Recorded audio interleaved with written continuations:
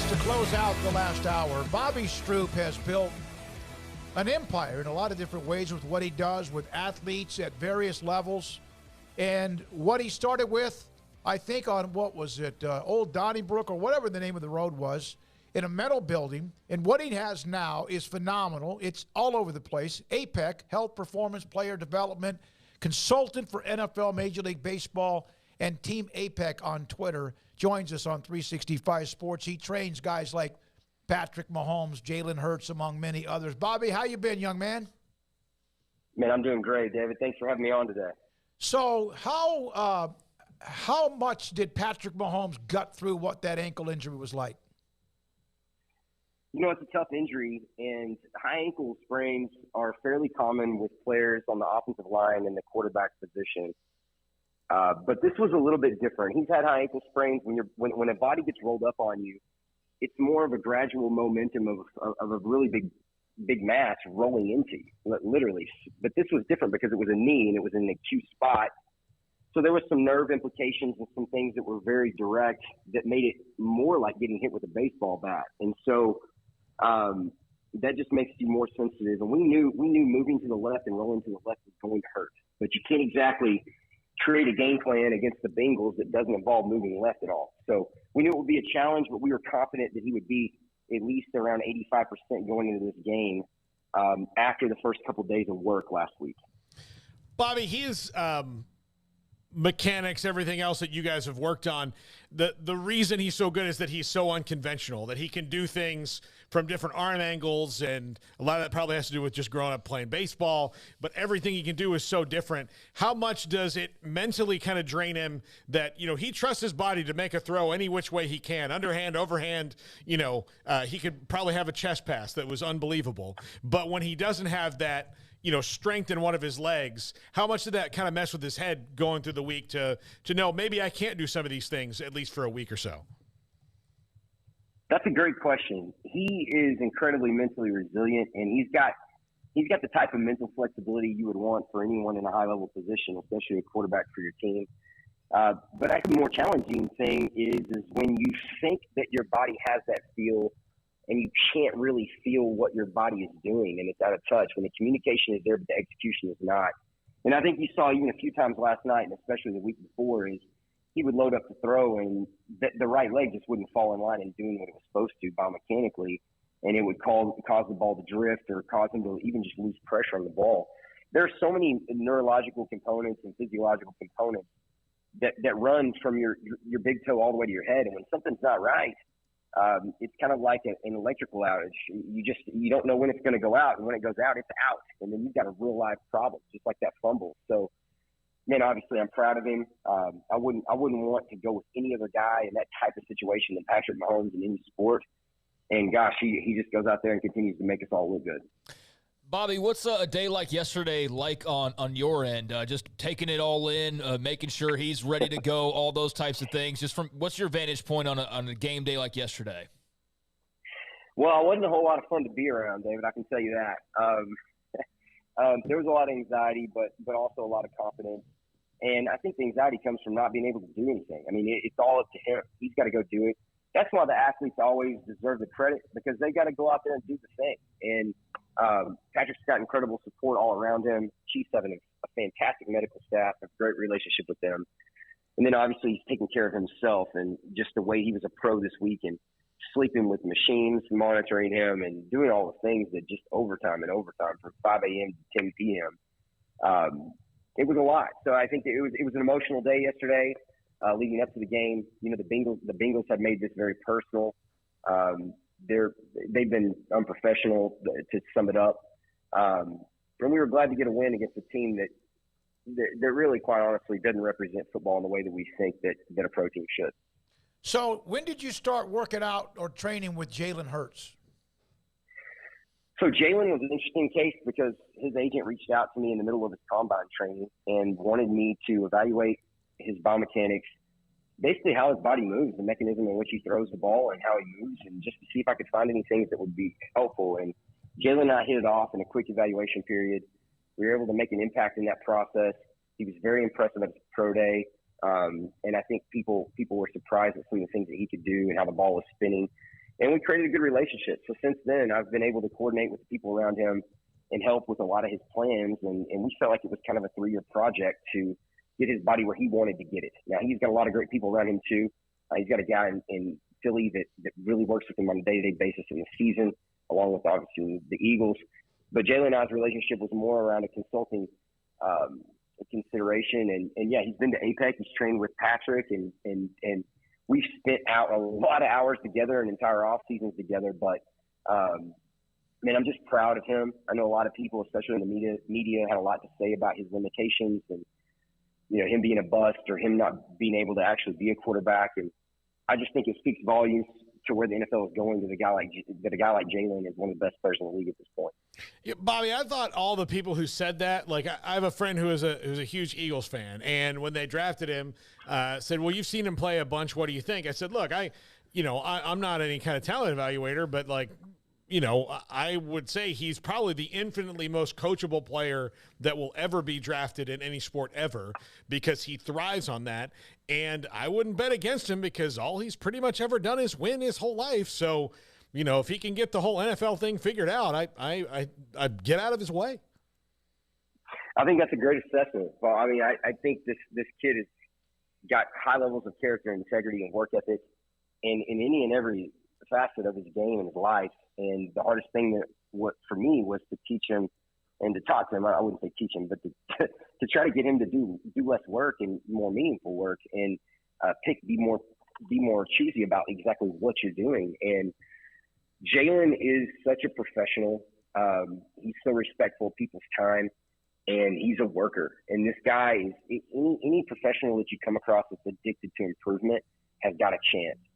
And people that evaluated him correctly could see that there were a couple of physical limitations that were very fixable that we identified in the draft process.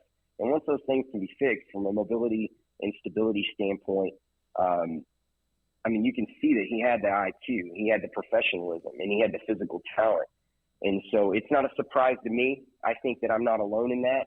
But there's a lot of announcers and ex-NFL quarterbacks that really just are rigid about quarterbacks being able to improve at all. And I think that they really don't like this new style of quarterback, but I'm glad that Jalen's breaking the mold.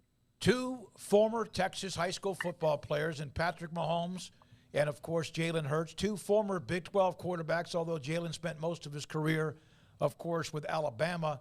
And, here you are in the middle of it. They're about to meet in 2 weeks, and you have a little bit of both. How emotional? I know Patrick's right there, White House, and where you started in Tyler, and you're in Kansas City, but just that emotion for you. Yeah, it's big. I mean, I'm really happy and I'm proud of these guys. And yeah, it's a wild thing for me to just be sitting here in this situation, just really blessed to work with quality people. And gosh, it's really no shock to me after knowing these guys that they've got to this point. It'll be stressful. I mean, Smoke, there's been times when I've guys pitch against each other in major leagues, and that's always stressful, but also fun. But Patrick and our relationship is unique, and obviously, I'm full-time with Patrick, and it means a lot to me. I want Jalen to do well, and obviously I'm pulling for him. But I'd be lying to you if I told you any different than I want the Chiefs and Patrick to win, because that's just the truth. I want Jalen to be great. But if we got to meet and you got to tell me to choose, he's the guy I'm with every single day, and he's the guy I'm dedicated to and been with since he was 9 years old. And I want to see Patrick be the greatest of all time. And this coming game, we got to play against Jalen, and I'm so happy he's there. But I do want to beat him this time. Bobby, I remember growing up in Tyler and hearing the whispers about Patrick Mahomes' kids, or Pat Mahomes' kids, and what a great athlete Patrick in particular was already shaping up to be in multiple sports. And, they saw him at White House and just the incredible ability he was displaying there, and then obviously college and so on and so forth. But you mentioned right there, you've been around him since he was 9 years old.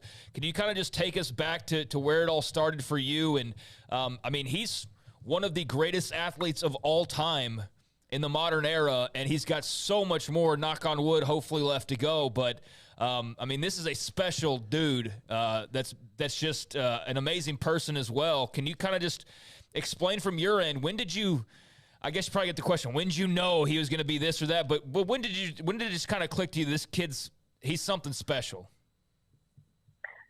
When you first are around a kid, you try to really throw out all the bias, especially if it's a pro athlete's kid, or you hear about how talented they are secondhand.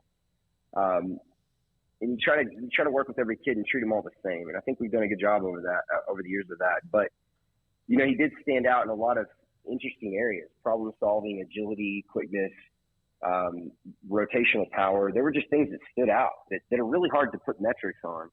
And he was always that kid that could hit a shot or make a hit, or even make a throw. But people forget he wasn't the top quarterback in his grade until the third game of his junior year.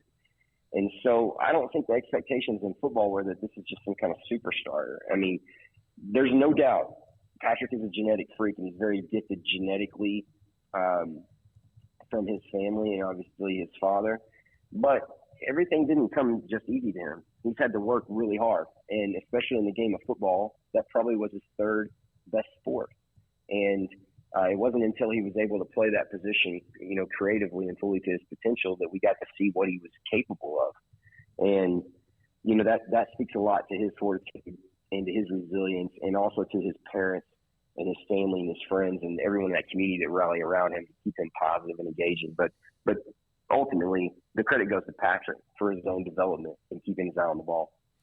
How long? I mean, he played in college, Cliff Kingsbury, who's open to improvisation, and in the NFL, he plays for Andy Reid, who is obviously one of the most open-minded offensive coaches there is. But how many coaches did he run up against, or people, or maybe even you at the beginning, where your tendency were to try to coach that in a different direction, or maybe even coach some of it out of him, not realizing that that's what makes him different? Man, this is a fantastic question, and I would say one of the best things that Patrick has going with me is I don't know anything about quarterbacks, so I'm not going to try to control it. I mean, there was nothing for me to try to change because I really had no knowledge of that position. So I think that was a bonus for him, in that my focus was just try to help him become the best version of himself. Be the best you is our mantra, and he was a really good example of that, of like, hey, let's find out what you're good at. Now let's turn those things all the way up and focus on that. And, Cliff and Andy are just, it's a godsend. I think it's two things. I think it's Patrick understanding that he's a creative mover. Movement literacy is his top attribute. And him understanding that, hey, I need this creative space if I'm going to play this position well. And him gravitating to those people. And I think the Chiefs also acknowledge, hey, this is a guy that values the same type of creative approach we do. And so that made their value go up. And I think the coaches that you hear that value him the most, like Sean Payton and Andy Reid, those are guys that like creative players at the quarterback position, and they don't need it necessarily a stereotypical, statue cannon back there. They need someone that can go out and make things happen. And so I'm going to spin the credit back to Patrick and knowing who can help him maximize his potential. And he's made a lot of those choices. And he didn't draft himself, but he certainly could push that narrative and push himself towards teams that are going to be a better fit for him. Bobby, you've done an amazing job, and I mean it. But from what you started, was it Old Donnie? What was the name of the street your first building was located on? Yeah, I mean, I got ran off public parks for a few years there, Old Pollard Park and all that, and then after that, I was in a kind of a lawnmower shed on Old Copeland Road for 9 years. Copeland, after that. Yeah, that's right. And now you've got this amazing place. Is it Grande? Is that right? Yeah, so we've got a brick and mortar location in Tyler, Texas on Grande, and then in Fort Worth, a Game On complex. We've got an APEC off of Alameda, right there where I-30 is, in between Fort Worth and Aledo. And then we have those brick and mortar locations, and we have physical therapy, strength conditioning for all ages, kindergarten through professional athlete. And then we do a lot of consulting around the world and around the country. And so that's kind of where I'm fitting right now. But man, it's been a journey. I've been blessed. I've had a lot of good people support our cause and be kind enough to tell the story of things that have been good for them. And man, I'm a lucky guy. That's all I can say.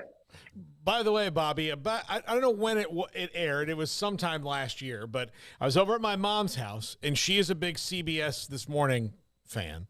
And your segment that you did on there came on, and believe me, she had all her friends watching it and say, this is so interesting. I didn't know all this stuff. So it was a hit with the older lady crowd. I'll just say that.